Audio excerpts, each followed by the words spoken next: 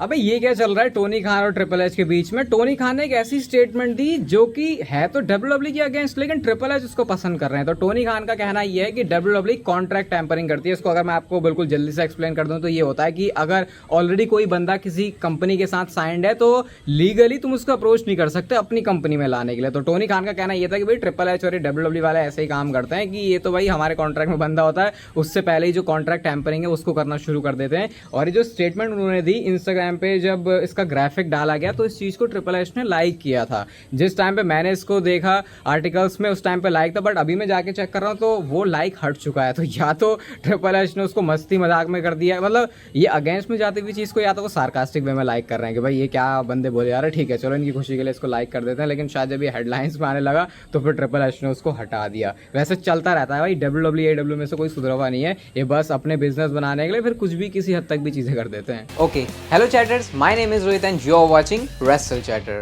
Welcome guys, आपका voice of wrestling के एक और नए एपिसोड में। आज वीडियो रिकॉर्ड हो रही है फोन से ही, ऑडियो क्वालिटी भी वहीं से आ रही है और पता नहीं कब तक अंधेरा हो जाएगा। तो अगर आपको ढलते ढलते वीडियो बढ़ते बढ़ते थोड़ी क्वालिटी नीचे होती हुई दिखे तो आज उसको एडजस्ट कर लेना। और आज बड़ी सैड न्यूज़ हमको पता चली। कल वाली वीडियो में मैंने आपको बताया था कि कैसे एफा के बारे में जो न्यूज़ है ये अभी सर्कुलेट हो रही है कि वो अभी इस दुनिया में नहीं रहे हैं, लेकिन उस टाइम तक वो चीज़ गलत थी। अब वो चीज़ एक्चुअल में ट्रू हो चुकी है क्योंकि आफा की हो चुकी है। और ये बहुत मतलब देखो कैसा है कि वाइल्ड समूहन्स दोनों साथ टैग टीम में थे। इससे पहले रोमन के फादर के साथ हुआ, तो शायद वो जो दुख है कई बार ऐसा नहीं होता कि वो हजम नहीं हो पाता, तो शायद वही चीज़ हुई। इवन रोमन रेंस ने इसके ऊपर रिएक्ट भी किया आफा की पासिंग के ऊपर। उन्होंने पूरा लिखा रेस्ट इन पावर वाइल्ड समूहन्स ऐसा करके उन्होंने लिखा। और इस ट्वीट को अगर आप देखोगे भी तो 87,000 से ऊपर अभी करंटली इस पर लाइक भी हो चुके हैं। तो बड़ा मुश्किल टाइम है, लेकिन जैसे मैं देख रहा था रोमन रेंस की फादर की पासिंग के बाद भी काफ़ी अच्छा उन्होंने माहौल बना के रखा, क्योंकि वैसे भी एज भी काफ़ी ज़्यादा हो जाती है, तो फिर इतना भी बुरा नहीं मानना चाहिए। तो एक तरीके से वो इसको फिर सेलिब्रेट ही कर रहे थे, जो कि अच्छी बात है।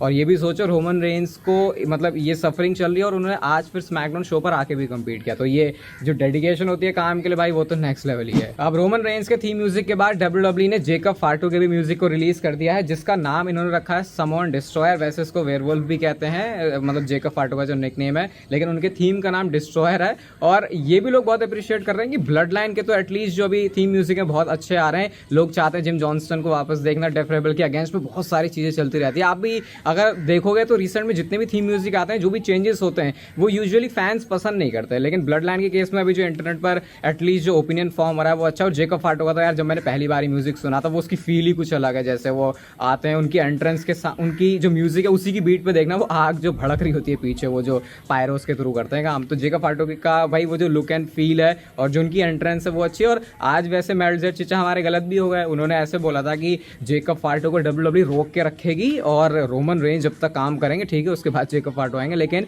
आज ही वो चीज स्मैकडाउन में होगी जो हमने देखा भी कि रोमन रेंज की वो अच्छी तरीके से धुलाई होगी आज। चलो ऐसा लग रहा है सेथ रॉलिंस भी अच्छे तरीके से अपना जो काम है, जो रिकवरी है उसको कर रहे हैं। आप ये फोटो में देख सकते हैं, उनकी जो रेसलिंग अकेडमी है उसके अकाउंट से आती है। और कुछ तो स्ट्रेचिंग वगैरह वो कर रहे हैं, अपने लैट्स को स्प्रेड करके कुछ ना कुछ काम कर रहे हैं वो, मतलब अपनी बॉडी को, और रिहैब वाली प्रोसेस में वो चल रहे हैं। अभी सीन ऐसा है कि सेथ रॉलिंस को शायद मैंने बोला ये अच्छा खासा डब्ल्यूडब्ल्यू ब्रेक दे सकती है, और मैं तो चाहता भी हूँ भाई अच्छे खासे ब्रेक के बाद ही वो आए, क्योंकि वो रेसलमेनिया के बाद भी आते तो थोड़ा फिर मामला गड़बड़ सा हो जाता है यार। हवा चल रही है तो अगर आवाज में थोड़ी सी गड़बड़ हो तो मैंने बोला जैसे थोड़ा देख लेना आज। चलो जी, फाइनली अब वो टाइम है, अब हम उस पीरियड में जी रहे हैं जब बॉबी लैशली डब्ल्यूडब्ल्यू के साथ कॉन्ट्रैक्टेड नहीं है और वो डब्ल्यूडब्ल्यू कंपनी से जा चुके हैं। डब्ल्यूडब्ल्यू ने अपनी वेबसाइट के ऊपर भी बॉबी लैशली को एलुमनाई सेक्शन में डाल दिया है और वहां पर वो नेम्स होते हैं जो कि डब्ल्यूडब्ल्यू के साथ पास्ट में काम करते थे और करंटली वो एक्टिव नहीं है। जैसे जॉन मॉक्सली वो नेम है जो कि एलुमनाई सेक्शन में, या फिर जो सुपरस्टार अब एक्टिव नहीं है, समझ में, बहुत बार मैंने बताया आपको। और बॉबी लैशली ने वैसे पोस्ट भी किया अपने इंस्टाग्राम पे, और वो ये बता रहे हैं कि अभी तो भाई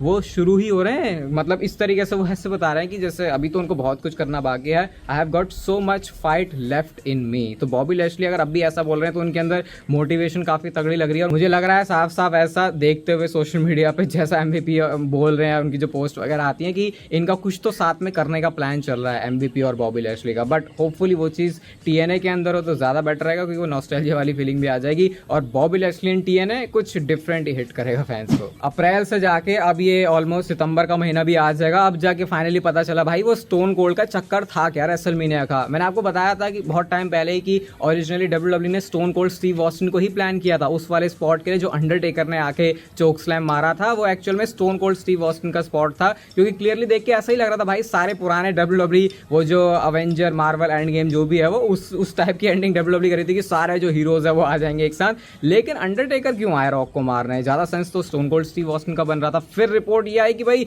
पैसों की बात नहीं हो पाई, इस वजह से स्टोन कोल्ड नहीं आ पाए WWE में। और मैंने आपसे बोला भी था यार ये बात कुछ हजम नहीं हो रही, क्योंकि इतना तो इनका अच्छा चलता है बॉन्ड, तो ऐसा कैसे हो सकता है। अब finally stone cold Steve Austin ने रिवील किया और वो बताते हैं उनके फैमिली की इश्यूज की वजह से वो नहीं पहुंच पाए रेसलमेनिया तक, वरना WWE का प्लान था। तो ओरिजिनली WWE इसी आइडिया के साथ चल रही थी कि भाई स्टोन कोल्ड स्टीव ऑस्टिन ही होंगे जो कि स्टनर मारेंगे रॉक को। और ये इच्छा रह गई वैसे देखने की कि रॉक आज के टाइम में भी किस तरीके से जो स्टोन कोल्ड का स्टनर है उसको सेल करते, क्योंकि अपने एटीट्यूड एरा के टाइम में तो वो अलग ही था, बट शायद ये चीज़ आपको रेसलमेनिया 41 में देख सकती है, क्योंकि उन्होंने लगातार तो बोला ही है कि वो रेसलमेनिया 41 में आने को लेकर इंटरेस्टेड है। अब उन्होंने ये भी बोल दिया कि अब इस बार अगर कोडी रोड्स के हेल्प की जरूरत पड़ेगी तो फिर शायद वो वहां पे हो सकते हैं। तो ये चीज क्लियर है भाई, अगर WWE ऐसा कुछ फिर से प्रोग्राम प्लान कर रही है यार, एक बार अगर दिख जाए ना 2025 में कि stone cold Steve Austin stunner मार रहे हैं द रॉक को, तो एक वो जो है विश लिस्ट वो तो ऐसे ही पूरी हो जाएगी। ज्यादा कुछ है नहीं यहाँ पे दिखाने के लिए, बट इस फोटो को देखो आप, ये रोमन रेंज का रिएक्शन है जो जेकब फाटू ने उनको रिंग पोस्ट पे बिल्कुल कोने पे घुसा के मारा था। तो ये बस फोटो ऐसे ही वायरल हो रही है। अब ट्विटर पे अगर आप होगे तो आपको अलग अलग जो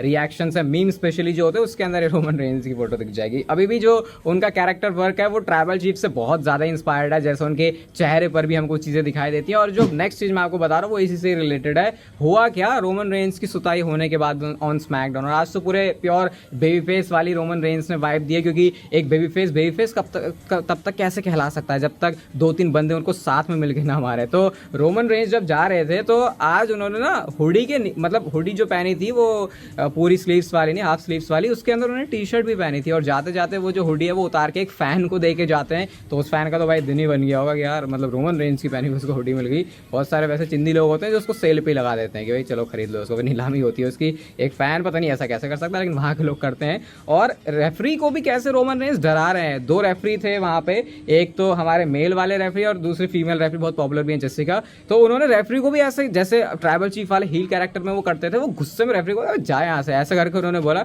हाँ, मैं जितना इसको देख रहा हूँ, उन्होंने जेसिका को देख के तो ऐसा कुछ खास रिएक्ट नहीं किया, लेकिन वो मेल रेफरी के ऊपर तो अपनी भड़ास रोमन रेंज निकाल रहे थे। और बेबी फेस यूजुअली बहुत ज्यादा गुड एक्ट करते हैं, वैसे तो रोमन रेंज से नहीं है। और ये हमने एक्सपेक्ट भी किया था कि रोमन रेंज आएंगे एज बेबी फेस, लेकिन जो फील है, जो एटीट्यूड है वो होगा वो पुराने वाले हील ट्राइबल चीफ का। 2025 में लंदन में जाके WWE डेफिनेटली शायद एक बड़ा शो तो प्लान कर रही है। WWE के जो राइवल प्रमोशन है AEW, उनका जो घर है एक तरीके से वेम्बली में रहा है कि वो ऑल इन अपना जो शो है वहां पे जाके कर रहे हैं। लेकिन अब 2025 में तो AEW ने अपना शो वहां पे प्लान नहीं किया है। तो कई बार ऐसा भी होता है कि जो चीजें हैं वो कंफ्लिक्ट ना करें, इस वजह से कई बार प्लान्स चेंज होते हैं। तो फिर इस वजह से शायद अगर ऑल एलीट रेसलिंग का शो नहीं है तो 2025 में WWE का कोई शो हो सकता है। आप यही मानो कि कोई बड़े ही शो की हम बात कर रहे हैं, या फिर हो सकता है अगर 12-13 हजार भी WWE को भरना हो तो वो करें। लेकिन अगर वो जा रहे हैं लंदन में तो वेम्बली के अंदर रेसलमेनिया भी हो सकती है, लेकिन शायद उससे पहले WWE एक ट्रायल ले ले किसी और एक दूसरे शो का, क्योंकि इतना तो पता है वहां का जो क्राउड है वो मरे बैठा है कि भाई जल्दी से आओ, हम पैसे वैसे जितने खर्चने हो खर्चेंगे,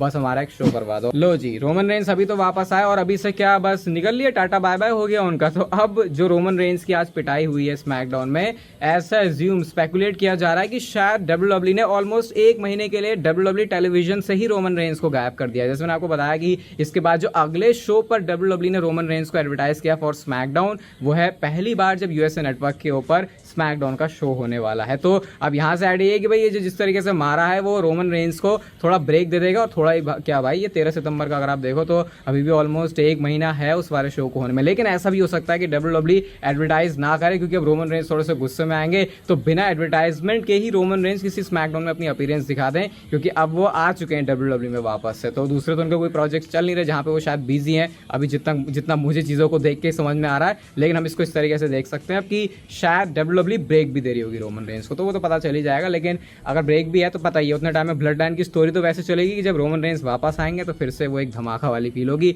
बाकी वीडियो अगर आपको अच्छी लगी तो लाइक कर देना, चैनल को सब्सक्राइब कर दो ऐसे और मस्त वीडियोस के लिए, और तब तक लेते रहो जिंदगी के मजे।